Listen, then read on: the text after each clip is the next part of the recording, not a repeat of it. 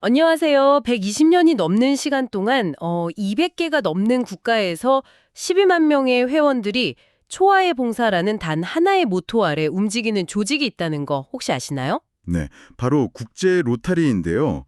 오늘은 여러분께서 보내주신 자료를 바탕으로 이 거대한 조직이 어떻게 흔들림 없이 운영되는지, 또 어떤 방식으로 회원들의 헌신을 격려하는지 그 핵심 설계도를 함께 들여다볼까 합니다. 그렇죠. 보통 이런 거대한 조직은 카리스마 넘치는 리더 한 명이 아주 강력하게 이끌 거라고 생각하기 쉽잖아요. 네, 저도 그렇게 생각했어요. 하지만 로타리의 핵심은 놀랍게도 사람이 아니라 아주 잘 짜인 구조에 있습니다. 아, 구조요? 네, 오늘은 바로 그 구조가 어떻게 권력을 분산시키고 조직의 가치를 지켜나가는지, 그리고 그 가치를 표창이라는 제도를 통해 어떻게 기억하고 또 기록하는지, 거기에 좀 초점을 맞춰보려고 해요. 와, 사람이 아니라 구조의 힘이라니. 시작부터 굉장히 흥미로운데요? 그럼 이 거대한 조직의 뼈대부터 한번 살펴보죠. 자료를 보니까 로타리는 크게 세 부분으로 구성되어 있네요. 마치 세 개의 큰 톱니바퀴가 맞물려 돌아가는 것처럼요. 네, 그 비유가 아주 정확해요. 첫 번째 톱니바퀴는 현장의 심장이라고 할 수 있는 로타리 클럽이고요. 클럽이요? 네, 전 세계에 약 4만 6천 개가 있고 모든 봉사활동이 바로 여기서 시작되죠. 그리고 두 번째는 이 클럽들을 지원하고 글로벌 프로그램을 총괄하는 뭐랄까 본부 역할을 하는 국제 로타리 RI입니다. 아, 본부. 그리고 마지막 세 번째가 이 모든 인도주의 활동의 자금줄, 재정적 엔진인 로타리 재단 TRF예요. 이 세 가지가 서로 유기적으로 연결돼서 로타리라는 거대한 기계를 움직이는 겁니다. 클럽, 본부, 재단 이 세 가지가 기본 골격이군요. 그럼 이 단위들이 구체적으로 어떻게 연결되는지 좀 더 자세히 들여다볼까요? 자료에 보면 개별 클럽들이 모여서 지구라고 나와요. 맞아요. 약 50개에서 100개 정도의 클럽이 모여서 하나의 지구를 형성합니다. 전 세계에 한 530여 개 지구가 있죠. 530개나요? 네. 그리고 각 지구에는 지구 총재라는 리더가 있는데요. 이분은 국제 로타리 회장의 대리인으로서 클럽들을 돕고 관리하는 아주 중요한 중간 관리자 역할을 해요. 클럽에서 지구로, 그리고 이 지구는 또다시 존으로 묶인다고 되어 있네요. 전 세계 530여 개 지구가 34개의 존으로. 저는 이게 그냥 행정 편의를 위한 구분인 줄 알았는데 이게 로타리의 최고 의사결정 기구인 국제 이사를 뽑는 단위라고요.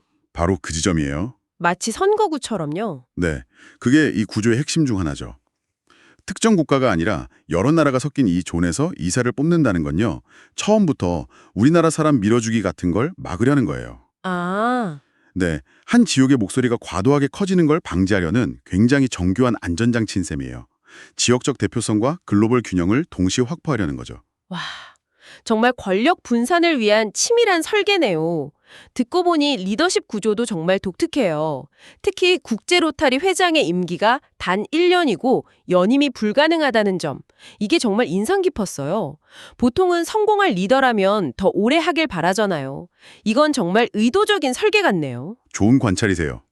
바로 그게 로타리가 사람이 아닌 구조에 의존하는 조직이라는 가장 강력한 증거거든요. 아, 그렇군요. 대부분의 조직들이 위대한 리더를 찾아 헤맬 때 로타리는 100년 전에 이미 리더가 누구든 크게 상관없는 시스템을 설계한 거죠. 이건 리더에 대한 불신이 아니라 조직의 영속성을 위한 굉장한 통찰이에요. 현재 회장인 프란체스코 아레초 씨도 그럼 1년 후엔 다음 리더에게 자리를 넘겨주겠네요. 바로 그렇죠. 그럼 실질적인 정책 결정은 회장이 아니라 다른 곳에서 이루어진다는 뜻이군요. 맞습니다. 실질적인 정책 결정은 국제이사회에서요. 각 존에서 선출된 17명의 이사들이 2년 임기로 활동하면서 특정 지역의 이익이 아니라 전 세계 로타리의 균형을 고려해 굵직한 정책들을 결정하죠. 그리고 이 결정들을 집행하는 실무 조직이 바로 사무국이고요. 존 휴코 사무총장이 이끄는 약 800명의 전문가 그룹이 미국 에번스톤 본부와 또 서울을 포함한 전 세계 7개 지국에서 행정을 총괄합니다. 그야말로 사람은 계속 바뀌어도 기준과 시스템은 유지되는 구조인 거죠. 알겠습니다.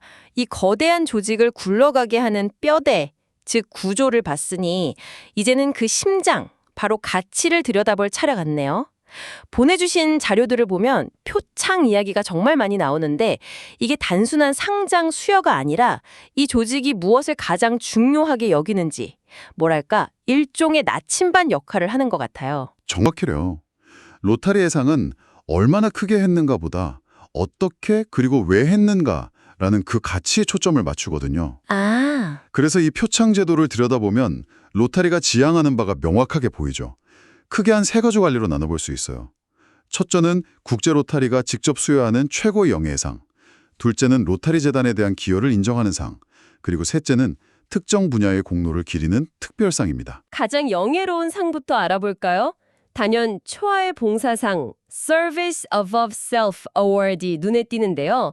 이름부터가 로타리의 모토 그 자체네요. 전 세계 120만 회원 중에 매년 150명 이내에게만 수여된다니 이건 거의 로타리안의 노벨상 같은 느낌인데요. 그렇죠. 최고의 영예라고 불리는 데는 다 이유가 있어요. 한 지구가 1년에 단 한 명만 추천할 수 있을 정도로 기준이 매우 엄격하고요. 한 지구에 단 한 명이요. 네, 그리고 중요한 건 일회성으로 큰 프로젝트를 성공시켰다고 받는 상이 아니라는 점이에요. 수십 년에 걸친 그 사람의 평생에 걸친 봉사활동 전체를 종합적으로 평가해서 수여하죠. 그야말로 삶 자체가 봉사인 분들에게 바치는 존경의 표시인 셈입니다. 평생에 걸친 헌신을 평가한다니 상의 무게가 정말 다르게 느껴지네요. 그리고 5대 봉사 부문상 Avenues of Service Award도 있어요.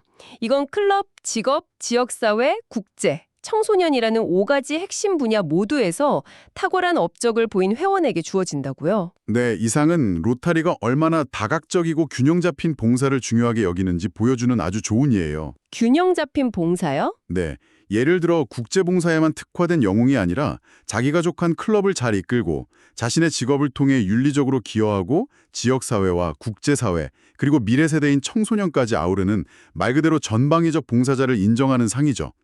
한 사람의 스타 플레이어보다는 공동체의 지속 가능한 발전을 중시하는 로타리의 철학이 담겨 있다고 볼 수 있어요. 알겠습니다. 그러니까 초하의 봉사상이 행동회로 보여주는 최고의 영예라면 그 모든 행동의 자금줄, 즉 재정적 헌신을 기리는 방식도 그만큼 정교하게 설계되어 있겠네요. 자료에 나온 폴 해리스 펠로우, 줄여서 PHF라는 이름이 바로 그 시작점인 것 같군요. 맞아요. PHF는 로타리 재단에 미화 $1,000 이상을 기부했을 때 받는 가장 보편적인 인정이에요. $1,000. 네. 하지만 이건 단순히 기부액을 넘어서 로타리안 개개인이 재단 활동에 얼마나 참여하고 있는지를 보여주는 핵심 지표가 되죠. 그리고 기부가 누적됨에 따라서 핀의 보석이 추가되는 등 인정의 수준도 아주 세밀하게 올라가요. 헌신을 잊지 않고 계속 기억하겠다는 의미죠. 그 정점에 있는 것이 바로 아치클럼프 소사이어티로군요. 누적 기부액이 $25만, 우리 돈으로 3억 원이 훌쩍 넘는 최고의 기부자 그룹이라니 정말 대단한데요. 그렇죠. 이분들의 초상화는 미국 본부 명예의 전당에 헌액되는 특별한 예우를 받는다고요. 네. 기부라는 행위 자체를 최고 수준으로 존중하고 그 숭고한 헌신을 조직의 역사에 영구히 기록하겠다는 의지를 보여주는 거예요. 기부 금액에 따라 레벨이 나뉘고 예를 들어 $100만 이상 기부 시 다이아몬드가 박힌 핀을 수여하는 등 매우 체계적인 인정 시스템을 갖추고 있습니다. 아, 그런 것들이 또 동기부여가 되겠네요. 그럼요. 더 많은 사람들의 참여를 이끌어내는 동기부여가 되기도 하고요. 특정 분야의 공로를 인정하는 상도 흥미로워요. 스카우트와 관련된 클리프 덕터먼 어워드가 눈에 띄었어요. 로타리안으로서 스카우트 운동에 헌신한 사람에게 준다니 조금은 의외의 조합처럼 보이기도 하는데요. 어떻게 보면 그럴 수 있죠. 하지만 이 상은 로타리가 단독으로만 활동하는 조직이 아니라는 걸 보여주는 아주 중요한 사례입니다. 아, 전 국제 로타리 회장이자 스카우트 리더였던 클리프 독터먼의 이름을 딴 이 상은요.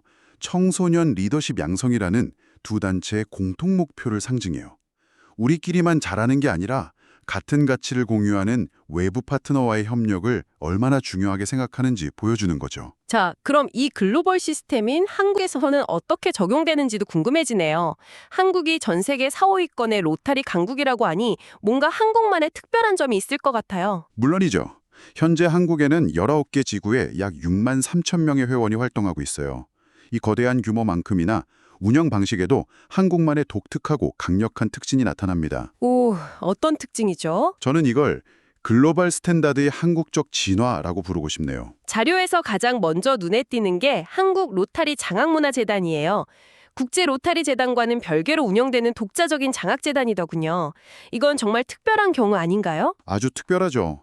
1973년부터 오직 한국 로타리안들의 기부금만으로 운영되고 있어요. 한국 회원들의 기부금만으로요? 네, 매년 수천 명의 학생들에게 장학금을 지원하면서 한국 사회에 직접적으로 기여하고 있고요.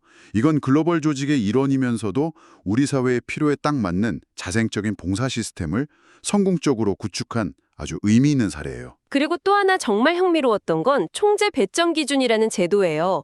한국의 각 지구에서는 클럽 활동을 평가하는 아주 정교한 점수 제도를 운영한다고요. 자료를 보니까 RCC, 즉 로타리 지역사회 봉사단 창립은 5,000점, ERAY, 즉 전회원 재단 기부에 참여하면 1인당 50점, 이런 식으로 점수가 매겨져 있네요. 네, 그렇죠. 봉사 프로젝트 실적, 재단 기여도, 회원 성장, 청소년 봉사 참여, 홍보 실적 같은 거의 모든 활동 항목들을 세세하게 점수화해서 연말의 종합시상이에요. 잠깐만요. 봉사단 창립에 5,000점이라니? 이건 거의 봉사활동의 리니지 같은데요? 아니 정말로요. 이런 점수 시스템이 한국에서는 익숙하지만 다른 나라 로타리안들이 보면 정말 특이하게 생각하겠어요. 이게 정말 긍정적인 동기부여가 되나요? 아니면 혹시 실적을 위한 봉사로 변질될 위험은 없을까요? 아주 날카로운 질문이에요.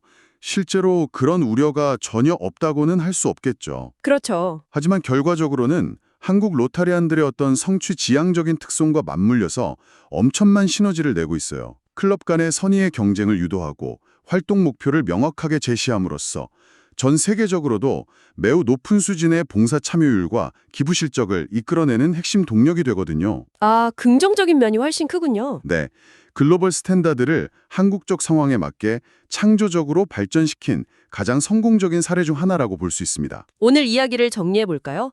국제 로타리의 힘은 카리스마 넘치는 리더 한 명이 아니라 권력을 현명하게 분산시키고 모두의 목소리를 담아내는 정교한 구조에서 나온다는 것. 그리고 그 구조 안에서 초하의 봉사라는 핵심 가치를 꾸준히 실천하도록 이끄는 체계적인 인정 시스템이 존재한다는 점이네요. 그야말로 사람은 바뀌어도 기준은 유지된다는 말이 딱 맞는 조직인 것 같아요. 맞아요. 바로 그 느리지만 신중한 합의를 중시하는 구조 덕분에 로타리는 120년이 넘는 시간 동안 신뢰를 유지할 수 있었죠. 네. 여기서 마지막으로 여러분께 생각해 볼 질문을 하나 던져드리고 싶어요. 이 120년 된 안정적인 구조는 기후위기나 MZ세대의 등장처럼 급변하는 현대사회의 도전에 과연 어떻게 적응해 나갈까요? 로타리의 신중함과 안정성이 미래에도 가장 큰 강점으로 남을지, 혹은 변화를 가로막는 가장 큰 도전 과제가 될지 앞으로 지켜보는 것도 아주 흥미로운 관전 포인트가 될 겁니다.